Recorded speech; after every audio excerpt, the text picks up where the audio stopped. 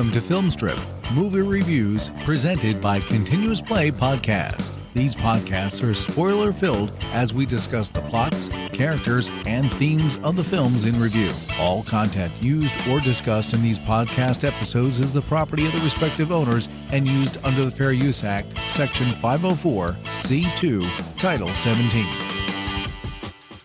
Welcome to Filmstrip. I'm Jay. I'm Ron. And I'm Nas. And Or Nick. and we're here to talk about Stone Cold. Nope, not Steve Austin.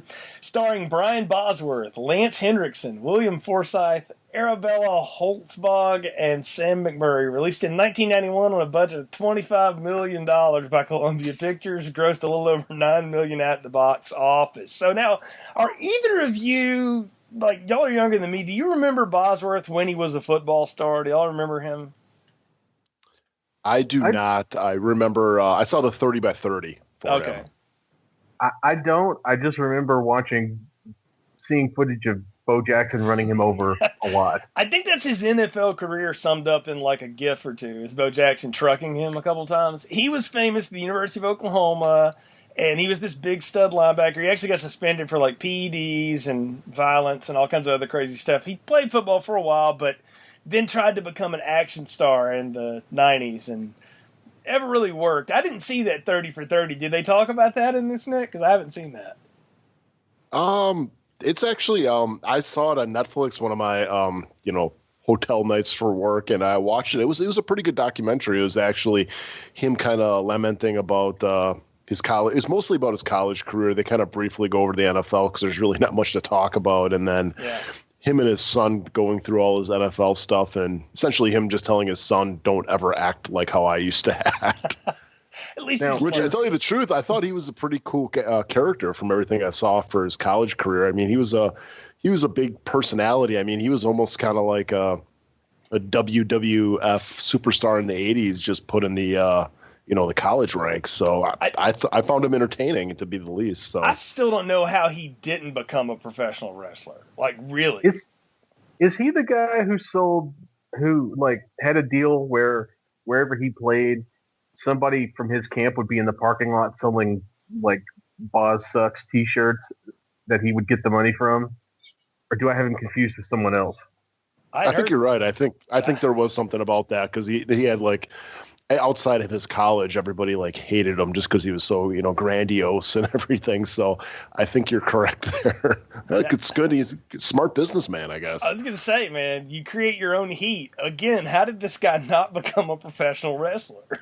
God, boy, Vince missed on this one. I'm just gonna call it. So, well, I was telling you before too, man. It's like him in his younger days, right here, man. He looks a lot like Randy Orton from WWE with a blonde. I mean, if you put a blonde mullet on him, I mean, the look is pretty uncanny with the nose and the chin and the squinty eyes. I hadn't thought about it till you said it, but it is pretty good. You're right. They do look a little alike. So, I remember Boz when he played, and I always thought he was just this beast of a human being, right? And then when he got brought down to size by Bo Jackson, of course, being a big Bo fan, I thought that was funny. And the even funnier part is Bo was like a part-time player. Like, he wasn't even in shape. And he just completely destroyed this guy's career. But they even made fun of that, though. That's in like a recent Hyundai commercial or something where Tecmo Bo picks him up or something like that in a car. So it's Bo Jackson driving a Hyundai car down the field, and he picks up Boz. Yeah, like, please don't run over me this time. So, yeah. So at least he has a good sense of humor about it. But, look, I can see why they would want to make this guy an action star. He's got the look and all that stuff. And look at where action films were. I mean, we're talking about in a post Die Hard and Lethal Weapon world. Actually, both part 2s of those series had come out, and Lethal Weapon 2 more or less is pretty good. Die Hard 2 is awful. I mean, it is. It's terrible. It's a guilty pleasure, if anything, but it's mostly terrible. And so the only thing I remember from that is the guy from the Shawshank Redemption doing like naked yoga jujitsu in his hotel room. Yeah, That's like the only thing I remember about that movie, and it's like an image I cannot get out of my head. No, man, it's the dad. I've actually thought about going to therapy for that, just to get rid of that image, because even right now I see him just doing the poses. I cannot get rid of it. It's like a bad car wreck. The dad from Good Times plays a turncoat in it. You have the most interesting man in the world as a drug dealer trying to fly a plane that John McClane lights on fire. Spoiler alert. So yeah, there's lots of notable people in that film. But anyway, we're not reviewing Die Hard 2. Naked yoga jiu-jitsu. Yeah, we're not reviewing that one. We're talking about Stone Cold here. And this is where the action movie scene was at this point. Now, I read an interesting note that I pulled up, and I just sort of laughed at this. The original director was fired because of personal problems, substance abuse, something. And Boz said that, like, it erased the backstory of his character. And my question to that was, would it have even really mattered at this point? Like, I don't think they really went for character in this kind of a movie. And Boz himself got a Razzie nomination out of this for Worst New Star, somehow lost to Vanilla Ice and Cool as Ice. You know, it's debatable as to whether that should be revisited. But Have you seen Cool as Ice? yes, I have. Drop the zero and get with the hero, baby. So you know exactly why Brian Bosworth lost that Razzie. I don't know, man. Cool as Ice. I own the Blu-ray Criterion edition of that movie, so. Oh, I felt another review somewhere in our future. But, you know, again, you think back to this era of action. This is the same year that, like, Point Break came out, which is an awesome movie and still works to this day, even though the tech's a little limited in it. The story's good. It works. It's 3 years before Speed changed the game again, but this is what action movies were sort of devolving into at this point. I think Arnold had even gotten out of doing them on a regular basis by this round. This is before T2 and all that stuff. So, well, actually, it's funny you bring that up because I was just it kind of reminded me a little bit of like movies like Red Heat and kind of those late Arnold movies, kind of between the Cameron films where it was just kind of stupid action, Steven Seagal like. You know, it's funny you name drop Steven Seagal because the original director who had to drop out of this, Bruce Malmuth, excuse me, I was looking at Brian Bosworth's name, is the guy who directed the Steven Seagal classic and a future podcast episode, Hard to Kill. I didn't know he did Hard to Kill. Somehow or another, I always thought that was a John Woo thing. Where did I get that? Wow, okay. You're thinking of The Killers. Is that it? Okay. I'm mixing up my Action Ghetto. But and he also did the Sylvester Stallone vehicle, the early Sylvester Stallone vehicle, Nighthawks. Now that one, that's a future episode. I'm telling both of you right now that I will hold that up as that's a good Rutger Hauer joint too. But this one, like, I remember like the advertisements for this and like seeing the box in the video store, but I have never watched this before this viewing. Like I knew it existed. And I think I kind of knew what it was about, but I really didn't know anything about this movie. So have either of you seen it before?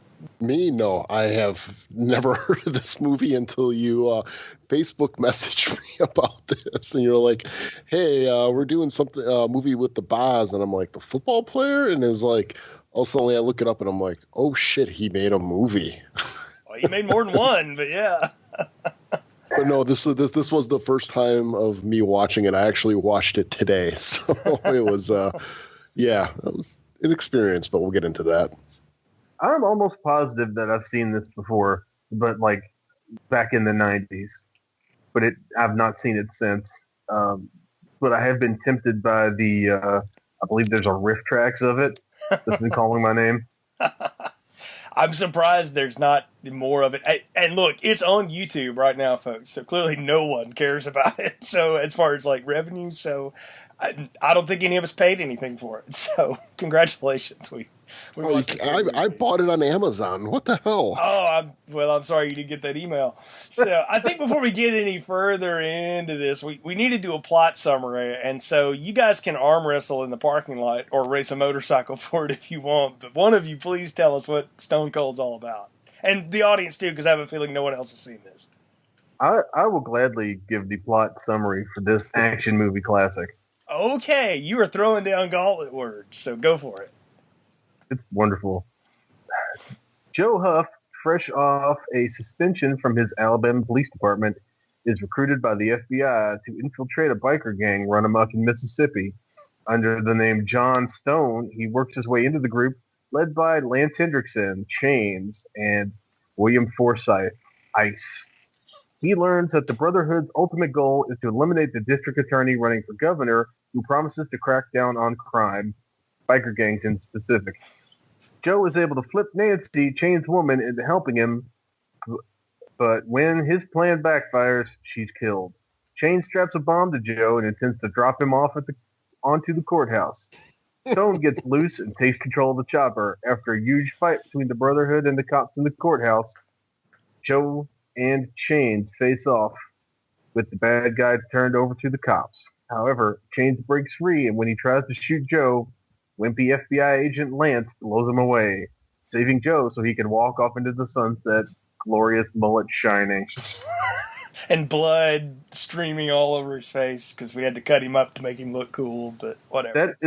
That's one of the longest walking away from the end of a movie montages I think I've ever seen. They must have had to They must have had to fill some time because they literally shoot him walking out of that courthouse for what feels like 5 minutes. Yeah, but the music's terrible. They didn't even get a good song with it. Like, you couldn't have even gotten like a Bob Seger song or something. I mean, he spent $25 million in this movie, and there's a lot of effects in it, but nobody in the cast is demanding the money that much, so they couldn't get one good Skynyrd song for this. I mean, something.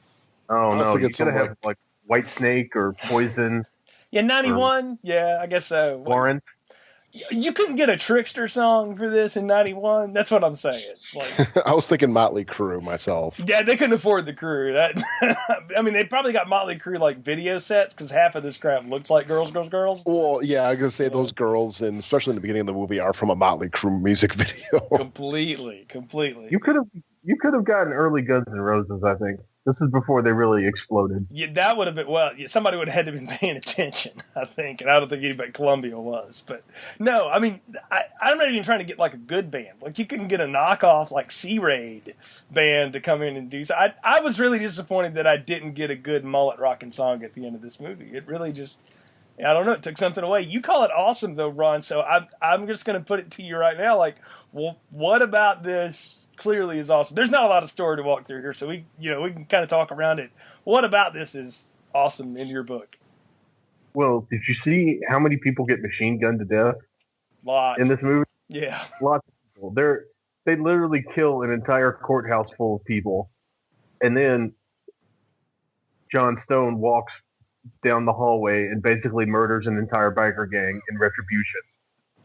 You've got lots of body grease, you've got people riding motorcycles, you've got people getting dragged by motorcycles, you've got some weird strip club, rock and roll club, hybrid club, you've got Nazi paraphernalia, you've got Lance Hendrickson doing one of the greatest villain roles and having the best chain smoker laugh in movie history. Who ends up dressed as a priest at the end of this. So I mean, what's not to love about this movie?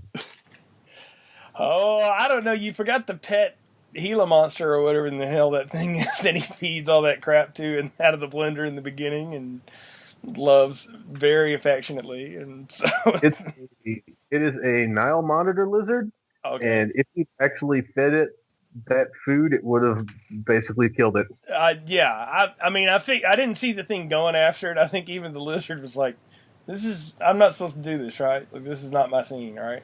So the lizard had a better face than some of the actors. So, okay, so we have our main character here, Joe Huff, John Stone, chiseled meat, known as Brian Bosworth. And I love the opening to this. It's like Shawn Michaels, Razor Marone, and some black guy decide to hold up a grocery store. And he just goes shopping in it. Yeah, right place at the right time. Mm-hmm. Is that not a great cold opening for an action movie, though?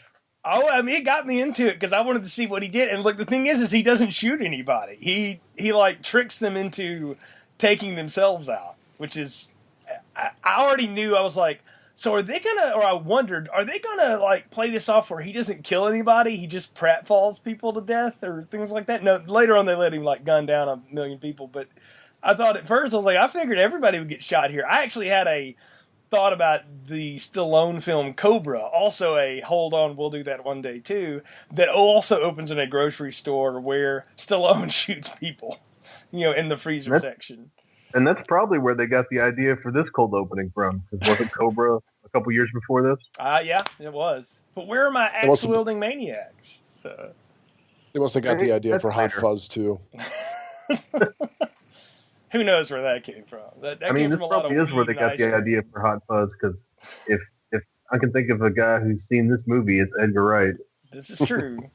I just have to laugh, though, with, especially, this opening scene and as we go throughout, just, the extreme punishment they put their stunt people through, because, everything from gunshots to punches to slipping on a can of something, they just go flying. I mean, it's just gravity has no bounds when the boss decides to do something, because this opening scene, he throws a can to kind of trick the guy with the shotgun, and he ends up shooting a can, and then he ends up going running, and he ends up tripping over stuff, and he goes flying into one of those ridiculously set up displays with food stacked on top of each other, and it's just wow, it's that's amazing that the velocity of that guy's able to take him 20 feet that. The thing is, the way it's shot, I got confused because it looked like he threw the can in one direction, the guy shot it, and he went running in the opposite direction, but then he slips on the mess of the can.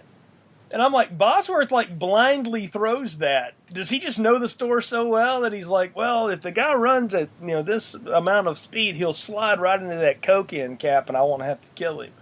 He's a chess player, man. He's not a checkers player like Arnold. He's a chess player. He's knowing that I should throw this here. He's going to shoot that. His gun's going to jam. He's going to freak out, run, slip on that, and then crash and then be disabled. He put that all together in a matter of seconds. I mean, he clotheslines Shawn Michaels after he's eating a cookie. The black guy, I forget what happens. He gets thrown into something, but it's Razor Ramon that slips on the green beans mess that he shoots.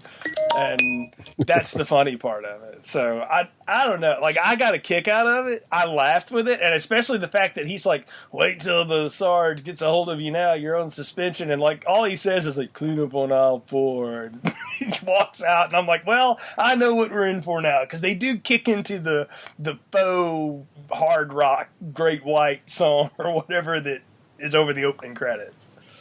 Yeah. Call it what it is. It's fart rock. It really is. We'll borrow that phrase, I guess. But yeah.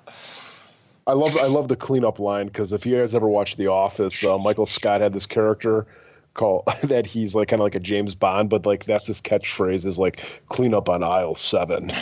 So I had I know where they got that. I had a Mr. Mom flashback. Irv, we were never even on aisle 4, So that's where I thought it was fuzz. But I think that's always been the grocery store punchline is clean up on aisle. Bleh.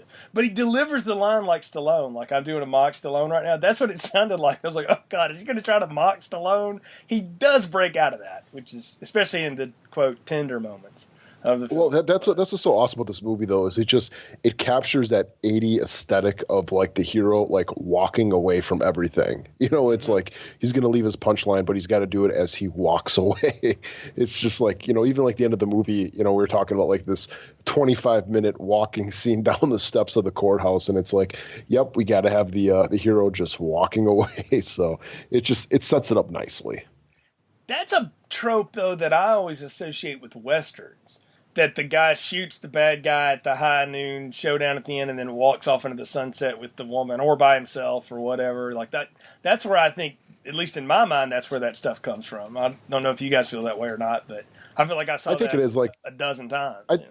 I think it is kind of the badass moment, you know what I mean? Whether it's a Western with Clint Eastwood doing it or, numerous 90s action movies where they got to walk away from an explosion like Desperado, where it's yep, we got to get the cool shot of them walking away from the explosion. It's how you know he's a tough guy who plays by his own rules. Because he doesn't care what he leaves behind in his wake. He just moves forward like a shark. Is that what it is? Yeah, he's like a proto version of Demolition Man. Before he's frozen and comes back in, You're right. San Angeles. Yeah, that could have been some of the same lineage of character, at least. So, speaking of lineage of characters, I just got to talk about William Forsythe, Ice here. At first, like, when we meet him, he's having this moment where him and a biker buddy are like... The guy from Terminator 2. Is that guy? I was going to ask if it was the guy Arnold It's got to be from. the guy from Terminator 2. The biker in the beginning that puts a cigar out on Arnold. That's him. It's got to be him. But you didn't say police guy? Even if it's not him, it is him. Okay, so that's just a fact. They are taking turns shooting faux Coors Light bottles off of each other's shoulders. And, like, he got a pistol, and Forsythe, like, puts one on his forehead, and he blasts it off of there. And then, when it's his turn to hold the can, Forsythe, like, pulls out, like, a little mini Uzi thing and just, like, unloads 100 rounds, but only hits the can and the car behind the dude. The dude doesn't get shot.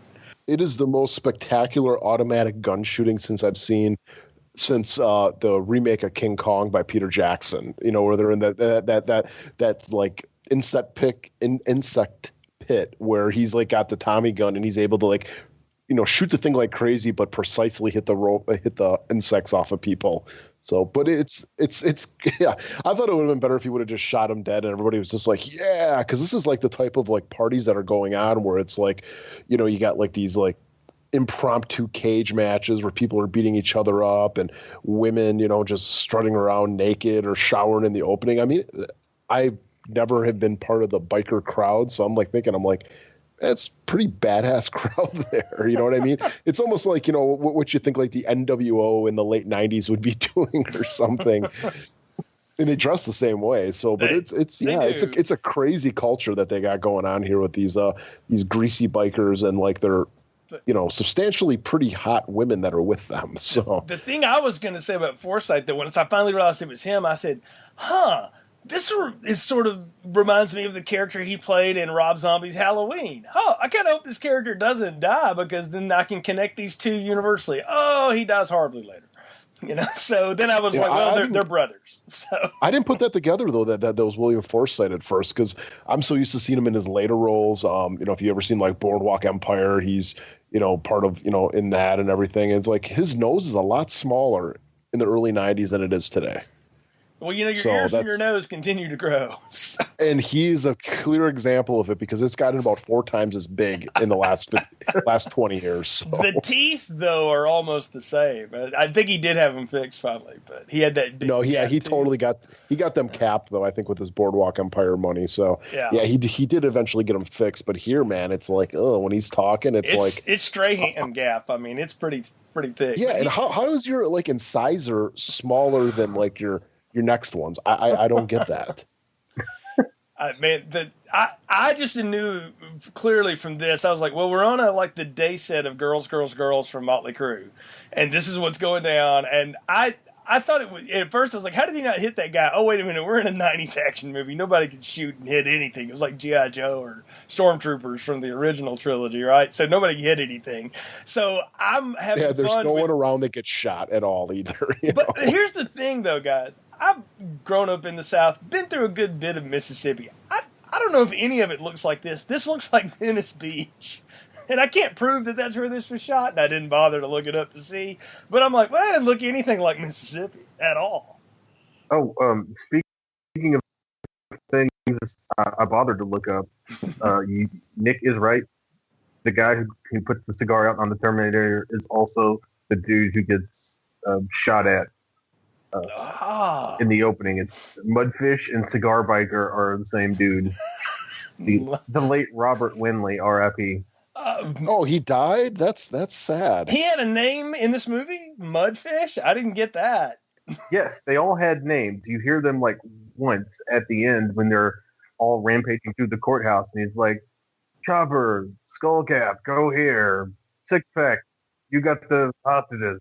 I think at that point I had stopped accepting new information and was just sort of sitting there in a daze. Well, I have to ask, though, these are obviously not their, names on their birth certificates. How do they come up with such, like, crazy names? Do they, like, just, that's a cool name and that's what I'm going to be called? I think Chains is because it's Chains people. How it traditionally works is that other people give you your name. Oh, okay. I didn't know that. I didn't know you'd spent time in biker gangs either, Ron. I learn new things every time we do a show. It's the same. It's the same principle behind like how hikers get their trail name.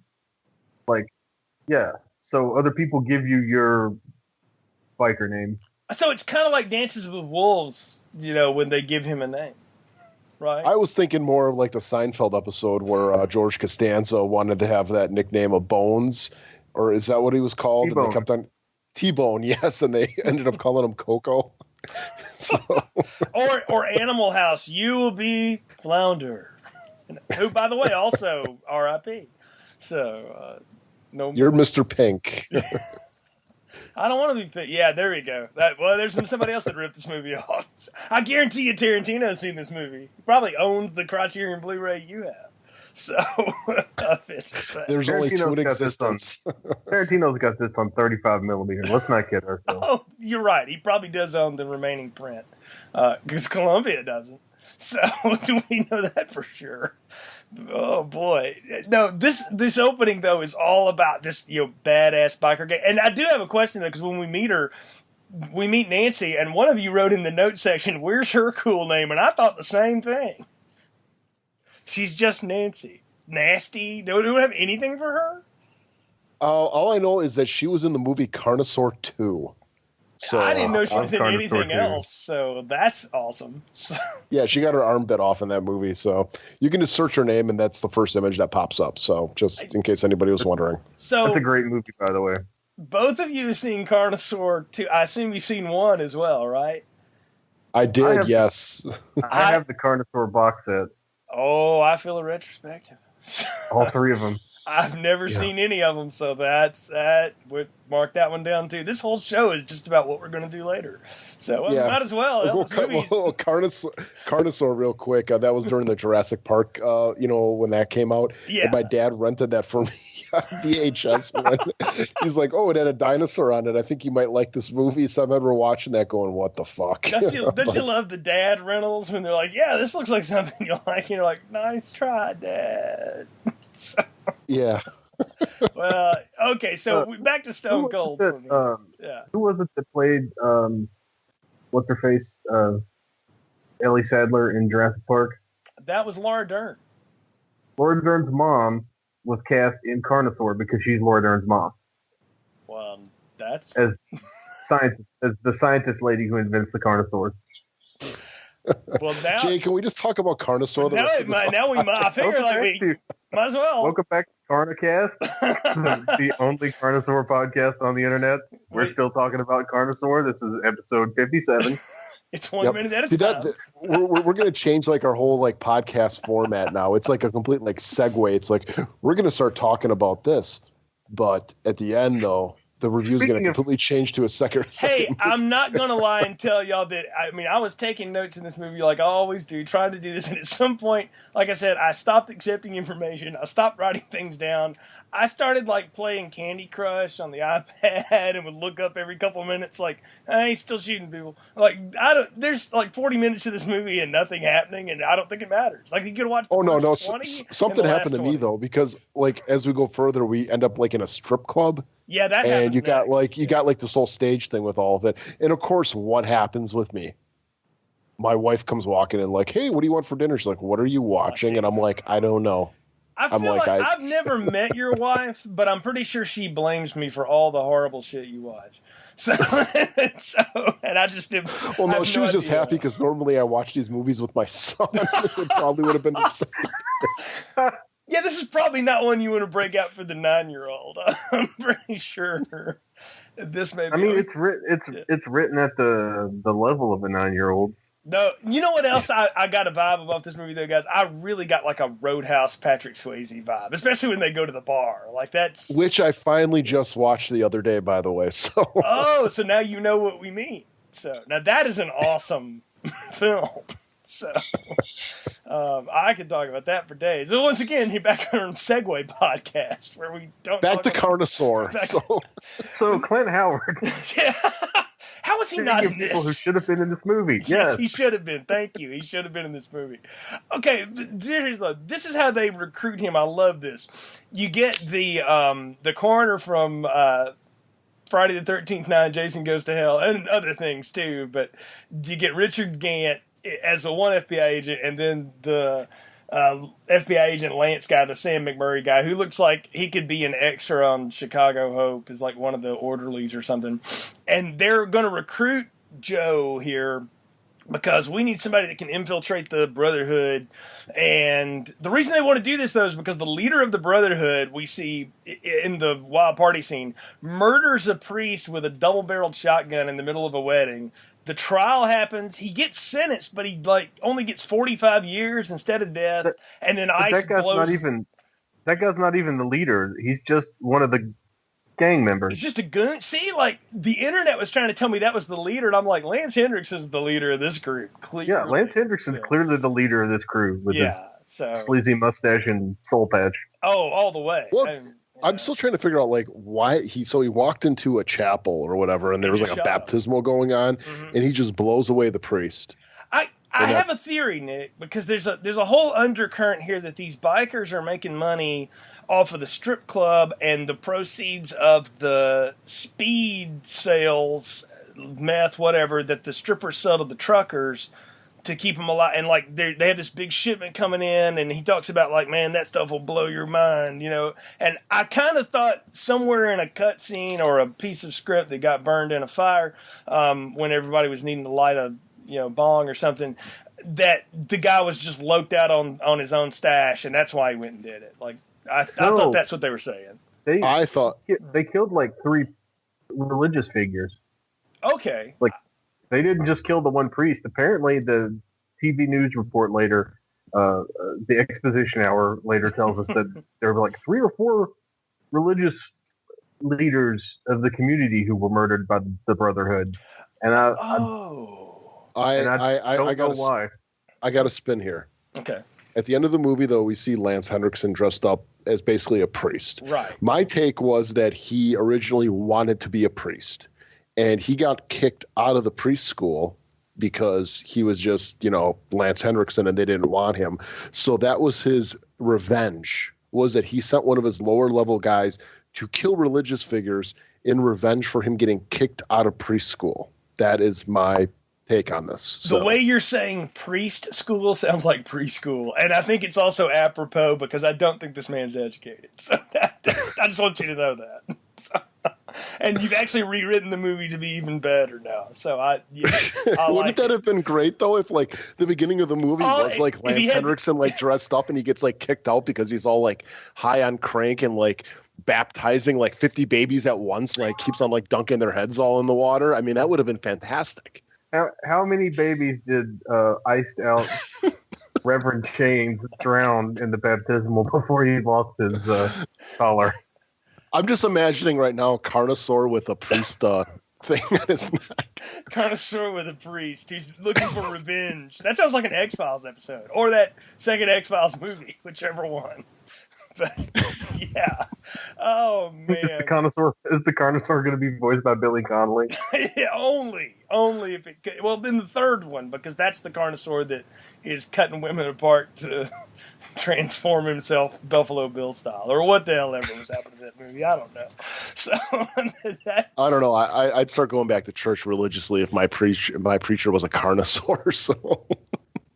Lance Henriksen sends a goon, not the leader, but the guy goes to he gets 45 years, I think, and then ICE murders the judge, fishing boat bomb, and William Forsythe laugh, and that's their payback. And so then we get to meet the district attorney on television stumping for it. And if I'm elected governor of this great state, I will crack down on blah, blah, blah. And what I love later is Lance Henriksen's got like the football coach VCR that'll do like the quick shuttle back and forth. And he gets it to repeat in like one line, like, I will go for death, death, death, death. Over and over. I got to ask you guys though, with that, is that even possible that after someone has been sentenced to a specific time that they can try to redo that to be able to get him more?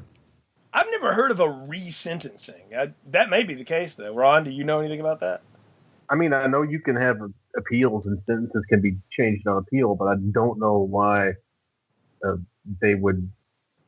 I mean, why wouldn't they just wait for him to murder someone in prison and then give him the chair for that? Because clearly this guy's not going to, stop murdering people. He's not going to start teaching people English. Like, well, the sequel, I think if they would have made a sequel, that would have been about was that guy gets elected and he sends Boz and Carnosaur to prison to kill that guy. What's the sequel to Stone Cold? It's not Stone Cold 2, Stone Harder. I mean, colder, more colder, whatever. So. Well, it's the thing I sent you, Jay. The podcast. From the Stone. Yeah, there we go. You know what? You're right. I forgot about that. Back to Stone Cold, Carnosaur, whatever the hell we're talking about. So that's Carnosaur again. Yeah, that's the point. Is that we're going to infiltrate the gang because we want to bring them down, and they pitch the idea that like it's going to be Agent Lance infiltrating the gang, and Bosworth's like, you know, and at first he won't do it, and he says, "Oh, I'll sit my 3 weeks out, whatever." And then they're like, "Oh, it just turned into 6 months." And I was like, "Does the FBI blackmail people like that?" Oh, well, never mind. I forgot what year I live in. So the Russians probably made him do it. But yeah, so they basically curtail him into doing this, and he goes to the Great Biker Rally in the desert of Mississippi. That's what we're led to believe.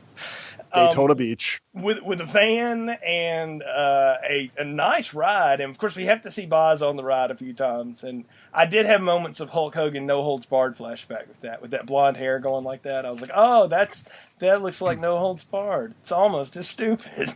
At least he doesn't do that damn thing. I was thinking Fast and Furious with Brian going, you know, like you got to go in there, you got to infiltrate this racing crowd. It's like this is where they got it from. They're infiltrating a biker crowd. I just wonder if they knew Point Break was being made, and they're like, we can infiltrate something, right? Well, yeah. So, and Keanu infiltrating as a surfer though somehow works better. Like Bosworth, for all of his physicality and stuff, he is kind of like clean and pretty. He doesn't look like a biker. I mean, he's not tatted up or any of that crap. He's got earrings in, but for the time, that wasn't anything weird. He's got one dangly earring in. He's got the two. He's got a stud and then the like feather dangle. You're right, like almost Mr. T. Can I just say, I kind of wish that style would come back. I like the dangle earring. I think that's kind of cool. Kind of reminds me of like Deion Sanders there with the dangle cross earring in one ear. You know, I hadn't thought about Deion in a while, but that was the same era. So you're in the right ballpark there. I'm bringing it back. I'm going to the jewelry store after this podcast. I demand photos on our Facebook page if that is the case. So, because you do have tattoos, actually, Nick, we should say. So, and of anyone on this podcast, you're probably most closely built like Boz. I certainly am not. So. I actually was kind of thinking that throughout the whole thing, not about me, but I was thinking, I'm like, he's not that big. But then again, in the late 80s, he was considered big. Now, nowadays, no, people would kill him.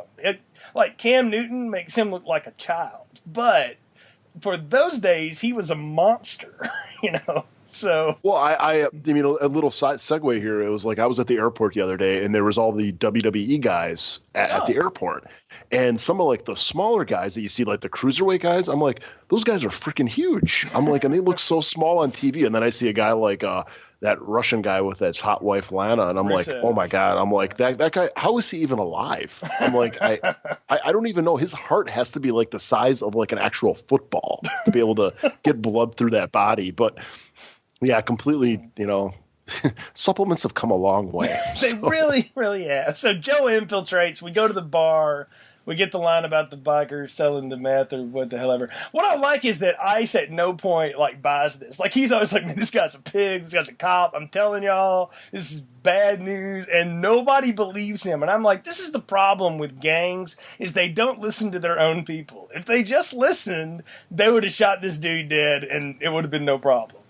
Because he's right. He clearly, you know, like he clearly bathes every day. Mm-hmm. He clearly shaves.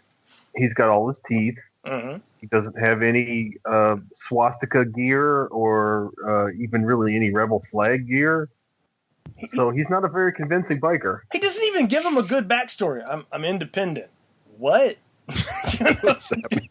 I mean, he totally looks like he's coming from, you know, like California, just the way he looks with like his bleached blonde hair. And, you know, like you point out perfectly, he's perfectly manicured, not like these bikers who got like these crazy unkempt beards and everything like that. Like you can tell he's going to the haircut place like every week to be able to get that mullet and get those sides, trimmed up. Now, again, I didn't look it up, but I'm certain some of these people were like actual bikers that they just hired to be in there, and they probably were all very scared of on the set at one time.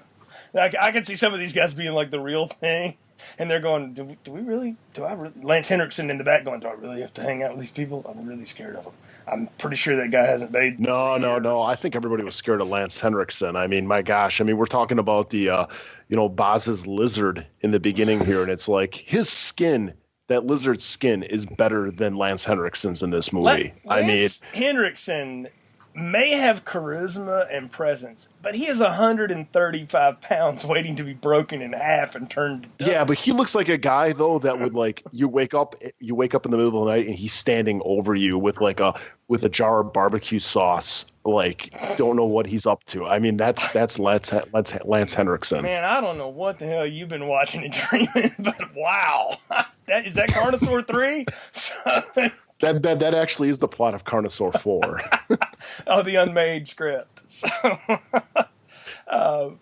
that's scarier than anything in the movie. I like this guy. He's so funny to me because I'm like, this is Lance Henriksen obviously cashing in on his post-Aliens fame, but it's before Alien 3, which I always assumed was like the last real thing he did before he totally sold out. Nope. Started earlier. I forgot. I got to ask that, though. Is like Lance Henriksen never met a role he wasn't willing to take up? I don't think there's a paycheck big enough or small enough that the man won't cash. I'll tell you now. I honestly think his like resume that he sends out is like, we'll work for a 6-pack of Coke and bottle of barbecue sauce. I mean, that's all you have to pay this guy. If we wanted him on the podcast, Jay, we'd have to pool in like $8. No. He'll take $50 to get an autograph with you at a Comic-Con. I'm pretty sure. So. And there's people that will actually pay that too. Yeah, you've been to cons, Ron. Have you seen him at one? I mean, you've met other famous at them. No, he's never been at a con. I think he works too much. Oh, I think he has too many actual I'm looking at his IMDb page because I was out of curious, and he literally has like 5, 6, 7, 8 movies a year, every year from like 1984 on. He's either got like 10 ex-wives and a bunch of kids, or he's just setting up the family for like centuries. You know? He is the white Danny Trejo, man. I mean, he just does everything. I can actually go see him at a con, though. He'd be like right next to Virgil. If you remember him, Ted DiBiase's guy. Yeah. He'd be like right next to him. Yeah. Virgil will straight up sell you a picture for $25, no doubt. So that's a known fact. That guy, he'd probably even tweet you back. If you tweet him. He actually is one of my only followers on Twitter, believe it or not. Well, more people need to follow at JokerNick1983. So, and at Hollywood Ron and at J Newcastle CPP. There we go. We've got all that. Back to Carnosaur or Stone Cold, whatever we're talking about. So Lance Henriksen's made of leather. We're sure of that now. I love the fact when he gets like the stoner biker that is like, because they rob a bunch of chemicals from some National Guard people or something. I'm not really sure what was happening there, but he shoots them because he's all like, better to reign in hell than serve in heaven, brother. I turned him into Hulk Hogan for some reason. But he did that, and then the guy's like, man, that ain't right. That ain't what the brotherhood's all about, man. And like as punishment, he cranks up his bike, gets the spokes going, and shoves the guy's hand through it. So yeah, that's cut. Yeah. That's some violent. Yeah, you will. I mean, why don't you kill him? Like maim him, I guess is better. So it's so the others will learn. So he'll learn. Is that why he makes that redhead marry the guy that gets halfway blown up in the grenade attack that Bosworth gets involved in? Pretty much. And speaking of gut, he's also in Hard to Kill. So maybe he was brought on to Stone Cold by the original director. Could have been, for sure. To play the Clint Howard role. Yeah, where was Clint Howard at this point? I want to know. I mean, and actually, looking at his IMDb page, he was in Carnosaur 3. Nice. That's the next thing we're doing. I don't care what's on the schedule. It's decided. So, Okay, I want to talk about two big action scenes here, though. We do need to talk about Nancy and stuff, too. But I want to talk about the two big action scenes. And the first of which I think is when Joe is setting up part of what he's going to do as part of the sting to get these guys. And Ice, of course, who never has believed in him, follows him and he's like, see you back at the clubhouse. And they have like the motorcycle chase through the town, shooting at each other. Cops get murdered. And finally, like, Ice takes a Sons of Anarchy header into a car before he buys it at the end. With an explosion. Yes, because the car randomly explodes. We can't forget that. No, that's a Golan Globus thing. I feel like they watched all of those movies and were like, well, it's got to blow up. I mean, it just does. Well, I imagine though when like William Forsythe eventually dies, that the Oscars will show that scene as like his like in memory of William Forsythe, showing him crash into a car. If Dennis Farina gets left off the in memoriam, William Forsythe has no prayer. I'm sorry. So. William Forsythe's not getting an in memoriam. No, he is not. I will start that petition now. Even before he's dead. .org/Forsythe. He might tweet you back. So I don't know what he's doing these days. I am doing that right now as we type this. I'm linking him and the Oscars into a please include him when he dies. So. Well, I'm glad that this is not only an informative podcast where you get a lot of things and variety, but we make a difference, folks. I mean, we don't ask you for donations. We ask you to sign petitions for C-rate action stars to be in memoriam on the Oscars. So you're actually seeing our civic duties done. This is like court-ordered community service for me. So I'm on board. Well, your judge needs the same treatment as this one got. Then this is what you got punished for. But the movie continues on that because I do love that chase though, man. You gotta admit that's a good action sequence. Like I gave the movie props from like, you know what, this movie's incredibly stupid, but the action in this is pretty good for like the day and age. It works. I mean, it's all practical effects and stuff. So I appreciate practical blowing up stuff. Well, the best part of the whole chase is like when they're in this tunnel. And you got the Boz trying to like go by the cars on the side, and then you got William Forsythe in the middle, and there's like this just like poor guy driving, and all of a sudden like William Forsythe like comes up to him, he's like hi, and he takes a knife out, slashes his arm, so the guy goes into the side rail to try to hit the Boz. I'm just like, that is genius. I've never seen that before. The man planned ahead. He was clearly the good number 2 in the game. So. Well, that's what happens when you have two chess players going at each other. Is that what it is? It is. It's a tour de force going on in the. How did William Forsythe never make a WrestleMania? Oh, never mind. I saw him with his shirt off in this movie. So, woo. I mean, I'm not saying I pumped the iron, but holy smokes. Anyway, talking about not caring at all. So this though leads to the big turn that they're trying to pull Joe off the case. He's like, no, I can get it done. I can turn the woman. And I'm like, oh, he's gonna screw her, right? Like that's the next thing. They don't go there. I was a little surprised. Were you guys? Oh, that's exactly what I expected to happen because it had been like 30 whole minutes since the beginning of the movie where that woman gets out of his bed. Right, the random woman that we don't know who that was. So, I mean, isn't that like the trope of these movies? Like he'll end up sleeping with her, and while he's asleep, she'll like go through his wallet or something like that, and be like, "Oh my gosh, he's not who he says he is." Or maybe he tells her straight up that he's a cop. Yeah. So he tells her he's a cop. I mean, there's no hiding that at all. So I don't know. I actually, I'll give the movie credit for not going there because I really thought they would. It is the obvious thing to do. So, and the fact that they don't. Well, obviously that actress has got, she thought she was going somewhere, so they're probably like, no nudity scenes for me in this movie because she's the only one that doesn't get nude in this movie as far as the female equation goes. Much like Sherry Moon in a Rob Zombie movie, she's the only woman not naked. So, because all the other ones are. So, well, she like I said, she thought she had a career, which led to Carnosaur too. So, well, we'll revisit her when that time comes. How was she not in a Troll sequel? Oh, there was only one. Never mind.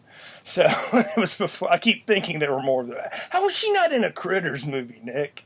So she's Well, she was in Goonies Go to College, so there is that. not Goonies, Ghoulies, you mean? Ghoulies, that's right, not Goonies. I have We have to recently, get the right toilet monster. I have recently seen Pronance Pal. I've recently seen the first Ghoulies, by the way. That's also a hold on to your seats. So that might have to happen one day. But anyway, back to Carnosaur or Stone Cold or whatever it is we're talking about. The WCW pay-per-views. So Nancy is, of course, betraying everybody. She's going to turn states, whatever. I need somebody to help me put together how they figure out that she's going dirty and decide to kill her. Where Chains gets that information from. Because I don't remember. I watched this and it flew right by me. I have no idea how he figures that out. He doesn't get that information from her. Okay. The Mexican guy that he's supposed to cut the ear off in the beginning Yeah. Oh, shows back up. that's right. And that's how they find out he's a cop, because that Mexican guy tells them, and they just shoot her because they see that she's gotten close to Stone. Good memory. I forgot all about the random Mexican guy that we should have killed but didn't, and he just shows back up in the climax. Yeah, that was a big mistake. They should have cashed Danny Trejo. Then we would have remembered. Why was Danny Trejo not that guy? If I'm Danny Trejo's agent, I have to go, Danny, we missed on this one. Because what was he doing? Well, he might have actually been doing time in 91. I don't know. I have to go back and look. But because he did a little time. So I think he was out by 91. he might have been. I don't know. But Well, if they would have got him for this movie, they would have brought his 6-year sentence down to 6 weeks. So they could have. see, he could have just been stoned. But It all comes together. it really does. But what's even better is how all the stuff goes down. Nancy gets killed, and Chains lets Stone know Joey's got him, right? And I love his wicked, elaborate way to kill him. I'm not just going to shoot you in the face because that would be convenient. Jay, before we get there, though, I mean, we forgot the whole Valhalla scene with Ice. My question was how do they get the body of him and then the motorcycle be able to burn at like a biker rally? Is that just like standard protocol with like dead bodies where it's like, hey, He shot the one cop in that town in that bike chase. I don't think there was anybody to come and claim it otherwise. So, plus, these guys clearly had the town wired, so I figured they just I went and got guess. it. Yeah. But it was like you get these known felons and it's like, yeah, we want the body and the bike. And it's like then they go and burn them and it's like, yeah, that's just like normal stuff. I've never seen a documentary in biker gangs that actually show them actually burning bodies on their bikes. But hey, it's maybe Son of Anarchy's missed something. Do you think somebody was a Star Wars fan and just like recently rewatched Return of the Jedi and said, we need to give him the Vader ending? I mean, maybe that was it. Or someone was a big Conan the Barbarian fan and we gave him the girlfriend ending from Conan the Barbarian. Not the Jason Momoa crappy one, by the way. The good Arnold one. Anyway. It could be. Maybe that was it. I don't know. I think it just ties into the whole because they make a lot of references to like Valhalla and being pagans and that kind of thing. So maybe that's just where that comes from. It's part of their, the white trash grab bag of. Well, now we know where George Miller got the idea for Mad Max Fury Road from. So I just want to know where the Doof Warrior was in this movie because he could have done a better end song than what we get. So that's for sure. Well, we get to like them now, with like Boz being captured and like they strap like dynamite to him and they're going to drop him in the courthouse. This biker gang. I mean, we haven't really brought it up, but they're like connected. I mean, yes. They're able to get like military helicopters and all this like. Well, look, they got truckers on their side, man. They got Teamsters. They get whatever the heck they want. I think that's Jimmy exactly Hoffa giving them a helicopter. Well, they also go and infiltrate the mob at one point. Like they have a whole mob thing going. We forgot about the mob subplot. Oh yeah, there's also the mob's also involved in this, but I didn't think they were on the biker side. I think after the making a deal to sell that PCP. I think that's what it was. It was like a mutual. It was aliens or it was predators and people getting together to fight the aliens. It was the enemy of my enemy is my friend thing. I took it. It was like The Godfather. It's like the 5 families coming together. So not. So Well, you got to think about every single movie reference we've dropped so far, from Godfather to Carnosaur. You only can get that here, folks. I guarantee you, we are the only podcast, one, reviewing this movie the week we release it, and talking about the variety of other ones that we have throughout the show. I am safe in saying No, I'm going to go a step further and say we're the only people in existence that have ever brought up Carnosaur and The Godfather in a single sentence. So that's just mark it down. You're probably right. So the wicked elaborate way to get rid of Joe, of course, doesn't work because he becomes the Incredible Hulk and breaks out of the ropes that he's got and takes over the chopper. And I'm like, when did an Alabama detective learn how to fly a helicopter? Did they drop a line that like he had been in Nam or something that I missed too? No, the AWOL's still driving it. AWOL's still flying the helicopter. Joe's just got him by the neck. But my question is, how did he know which one of those lines was the hydraulic line to rip open and spray the goo in the guy's face? Maybe the detective pay grade wasn't that great and he spent a little time in the guard on the weekends, maybe. Not knocking guardsmen, I'm just saying maybe that's where he got the training. I don't know. I mean, maybe his dad was a helicopter pilot. His grandfather, he talks about his grandfather, so maybe it was his grandfather. I don't know. Maybe his grandfather was a tank and that's why he looks like Brian Bosworth. His grandfather. I just never knew that like fuel and hydraulic lines are just like easily accessible inside the cab of a helicopter. But government this is where made stuff, man. It's all done on the cheap. We know. Yeah, now you get the little star going across the screen going, the more you know. So. there you go. See, again, edutainment. That's what we are here. So, but we get the showdown at the courthouse, and Ron, I'm going to kick this to you because this I did think to myself, I was like, Ron has got to be in like action movie heaven for all of the bodies hitting the floor and the bullets flying around this marble courthouse. This is like Golden Globus moment for you. This is almost as good as Invasion USA style attacks. Yeah, it's almost as good as the mall scene in Invasion USA. The only thing holding it back is that it's a little too complicated. Like they clearly had some planning. They planned this out a little bit more than I think that, Golden Globus actually would have. And they had enough money to crash a motorcycle through every possible picture window in the entire building. But yeah, it's a very complicated plot that they're going to invade this courthouse. Lance Hendrickson just walks in dressed like a priest and uses his rosary beads as his cover for his machine gun. You've got one guy who's driving a truck that he's going to crash into the building, I think, and jump out. Yep. Then you've got all the bikers who are going to roar out and apparently drive through every window and up every flight of stairs. And then they're going to murder the entire courtroom and they're going to hold a bunch of other people hostage. And somehow that helicopter is supposed to swoop in and pick Chains up, I think. Maybe all of them, but at least specifically Chains. Yeah, that seems like a plot to get me out of here, not the rest of you guys. That's what that seems like. Now, see, I thought it was originally supposed to be all of them because they were going to land that helicopter on the roof and the bikers were just going to, get in. Well, they all just going to hang off the side? I don't know how they would have gotten all those bikers in there, and I don't know if they would have just abandoned their motorcycles. Maybe that's what the big rig was for, and they were going to just pull the motorcycles into the back of it and haul away. Helicopter goes one way, the rig goes the other way. Piles of dead Mississippi Supreme Court justices, at each doorway. If only John Grisham could have written the scene. So it's both incredibly well thought out and very poorly thought out at the same time.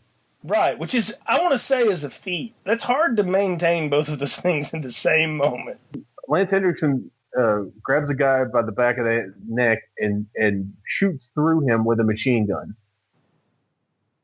Yeah, and a machine gun not firing really high-powered ammunition either, so those bullets have no standard trajectory coming out of that dude. He might as well have just turned around and shot the gun backwards. Well, I think he did actually. So yeah, probably, and then he just. I don't know. I want to say, though, we do get some wicked elaborate gun porn in this movie. There's some really, custom job, these are not fake either. These are real weapons. The Internet Movie Firearms Database will list them all out for you if you're into that kind of thing, folks. I mean, really, it's impressive the amount of weapons that are in this film that they roll out, and I think Joe gets some pretty wicked looking ones himself.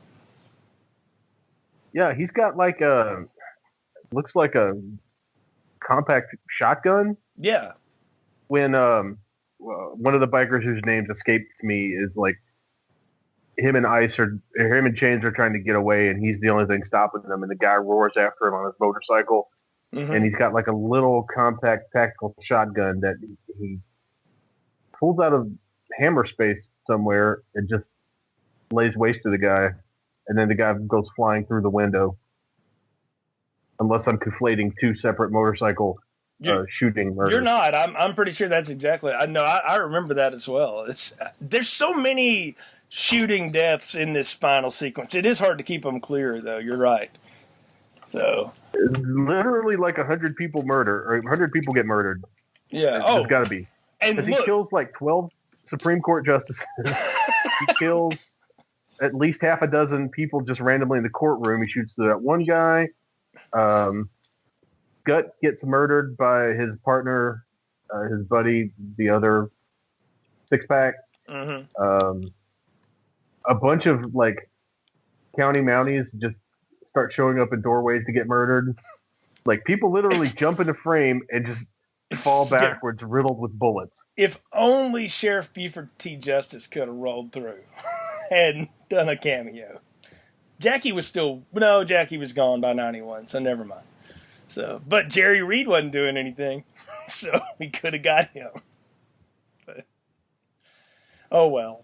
So, I do like the showdown between Boz and Chains only for the fact that it doesn't last very long, because no one on earth would have believed that Henriksen could have put up a fight against this guy, and I'm glad they don't try to sell us on that idea in any form at all. Yeah, that's one of the things that I think works best about that whole scene is that it's very economical. Could have also been that they were out of money and near the end of the shoot. I'm not sure, but it works for the film, for the narrative, I'm saying. I agree. Nick, you're being awful quiet over there. Where were you on this blowout ending?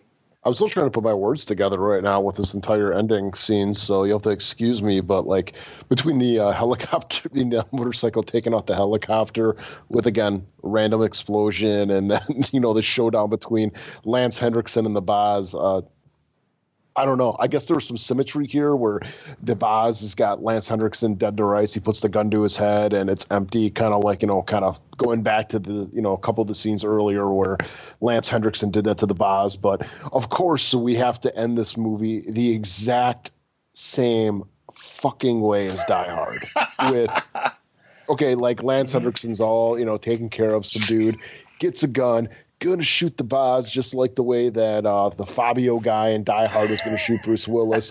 And then you get the guy from Family Matters, Steve Urkel, and he's not Urkel. It's the dad. The same. It's all the same. But he ends up shooting him. And it's like, oh my God, he finally pulled out his gun and shot him. And just the same way this like Lance or whatever the hell his name is, Lance, has a momentary lapse in being a pussy and shoots the guy dead. So yeah, it's amazing, guys. It's absolutely amazing, and it's a great setup for the sequel that we should have gotten and never did. Blood from a Stab. Well, if they would come and say, Nick, you got to write a sequel to this movie, that wimpy cop turns into the bad guy. That his one little taste of blood drives him nuts, and he ends up taking over the Brotherhood. I just want you to know that, like, momentary lapse of being a pussy sounds like a rock album from the 80s that never got released by like Wasp. It was actually, that was the title of Winger's third album. So. Oh, wow. Ironically, though, it was all ballads. Of course it is. Who also supplies the soundtrack to Carnosaur 3. And should have done the end song to this, but no. So, well, guys, I think we're certainly at the point of the podcast where it's time to give final thoughts and popcorn ratings. So, I shudder to ask, what are yours for Stone Cold, Ron? What's our largest popcorn? The extra large. Extra large popcorn, then. With extra butter, with chocolate chips, with I don't know, any possible positive addition you could add to it. This movie is stupid.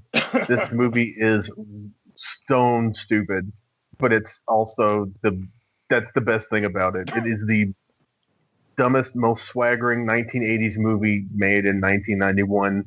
It's just incredible to behold. And you've got Lance Hendrickson like wheeze laughing. You've got William Forsythe bugging his eyes out. You've got Brian Bosworth struggling to remember his lines. And you've got like the most overworked pneumatic catapult in movie history launching stuntmen left and right. It's amazing. All right, Nick, you have to follow that. Oh, I will. And unfortunately for a movie like this, you cannot go with a standard small, medium, large, extra large popcorn rating, unfortunately. So I'm going with a Boz size popcorn, which means that it's, you know what, somewhat like impressive at first, but then you realize the bottom's really weak and all the popcorn comes falling out right away. So yeah, it's a fucking terrible movie from beginning to end. I mean, it really is. But as Ron said, I mean, it's watchable. It really is. I mean, you got a lot of naked women in the beginning of this movie. You got a lot of gunplay. You got Lance Henriksen being his most lizard-like person I've ever seen since V, the series in the early 90s. You got Boz, who it just, you know, that hairstyle is fantastic. I mean, it's amazing. I mean, Billy Ray Cyrus would be jealous of that mullet. It's a power mullet. That's what it is. A power mullet. It is, man. It is spectacular from beginning to end. But yeah, this movie is shit. But it's also like the. It's like a satisfying one. Is that what you're saying? It is. I mean, it is. It's like a satisfying shit. I mean, it's like when you had some really bad Chinese food and you're just relieved after the words after you go. That is this movie. So yeah, that's my review. So Jay, you go. So. The Criterion box should have. It's like when you have good Chinese food, and then the after. Nick Pawlowski continues play.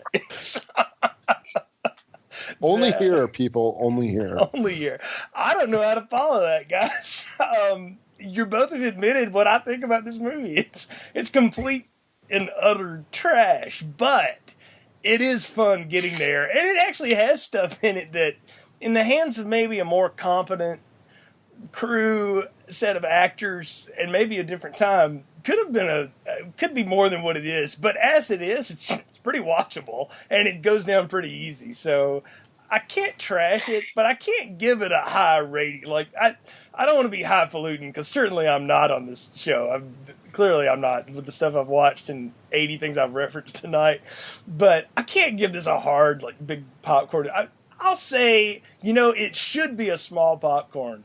But there's enough that it's probably a good medium, and it goes down pretty easy. So I'll go with medium on it. And I don't know that it's better than Invasion USA for me, though, Ron. Like, that to me is like pinnacle of 80s style action movies. That almost takes the cake. But of course, we've said this. I think Invasion USA tried too hard to like not be stupid. That's only because Chuck doesn't say anything in it except Rostov, it's time. If they'd given him lines, then that might, yeah. But you know what? You're right. So okay, well, I think we've had a good time talking about this one. That's for sure. So, and we teased a lot of stuff that we may or may not ever review. I fear now that we may review some of it in the future. But of course, if you subscribe on iTunes or Stitcher or Google Play, you can always get the latest thing that we come out with. We're about every other week. That's our average, unless we're doing a big series or something. But lots of cool stuff that we've already done this year. I mean, we've done Jaws. We've done some, Nick and I did a real neat drama called Closer. We've been doing some Kubrick movies, so lots of cool stuff hanging around out there, and more to come down the line as well. And I mean, look, folks, you got the Carnosaur series to look forward to, apparently, and who knows what else we'll come up with. So stay tuned here on Film Strip from Continuous Play for all the more fun. Till next time, for Ron, I'm Jay. Thanks for listening. And Nick, thanks for listening to Film Strip. Thank you for listening to Filmstrip. You can find more episodes on our website, continuousplaypodcast.com/movies. Please leave us a positive review on iTunes and link up with us on Facebook. The Filmstrip theme music is produced and performed by Frozen Lake 121.